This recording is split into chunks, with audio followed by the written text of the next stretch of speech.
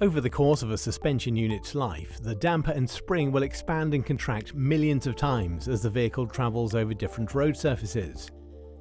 Worn shock absorbers can cause issues such as increased stopping distances, poor handling, vague steering, and uneven tyre wear. In this video, we replace the front and rear shock absorbers on a very common light commercial vehicle, Volkswagen's T5 Transporter. Starting with the bonnet raised, remove the wiper arms, the weather strip, and then the windscreen plastic panel to reveal the upper fixing points of the front shock absorbers. There are two panels held in by two screws which are part of the bulkhead. After removing the top of the air cleaner to gain access to the one on the right-hand side, take out both panels. Slacken the upper fixings, but do not undo them completely. Loosen the drive shaft retaining nut, push through the drive shaft to ensure it is free in the hub. Then raise the vehicle and remove the wheel. To remove the suspension strut assembly, remove the anti-roll bar link from the strut and the fixing bolts from the hub assembly. Then unclip the brake hose and ABS sensor wire. Remove the two retaining bolts that hold the lower ball joint and swing away the hub assembly, freeing the drive shaft from the hub. After checking the brake and hub assembly is supported, release the strut assembly from the hub using a suitable spreading socket. Remove the upper retaining nut and extract the suspension strut assembly from the vehicle. Phoebe provides a complete repair solution for this featured vehicle. Compress the spring and remove the retaining nut. The suspension unit comprises of a damper unit with a piston protector, bump stop, road spring, suspension strut mounting and bearing.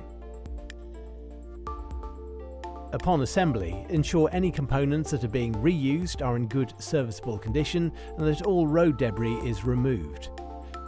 Compress the road spring, fix the bump stop onto the piston, align the spring seat onto the shock absorber and insert the piston protector and bearing. Next, align the bearing and mounting onto the spring and damper piston.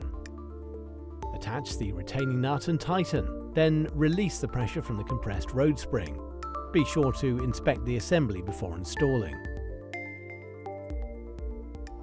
Reassemble the suspension strut with the new damper, mounting, bearing and protection kit, then fit it to the vehicle.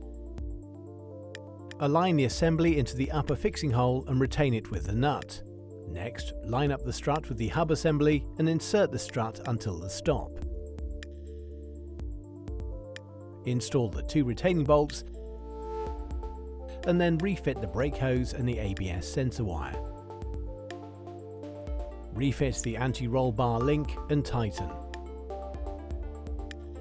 Refit the drive shaft and lower ball joint. Lower the vehicle and then tighten the upper fixing. Tighten all bolts and fixings to the manufacturer's recommended torque settings. Refit the wheels, tightening the wheel bolts to 180 Nm.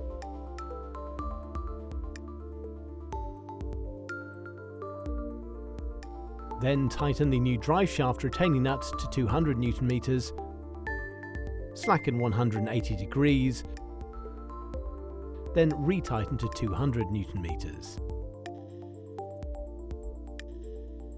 Refit the air cleaner, bulkhead panels, windscreen plastic panel and wiper arms.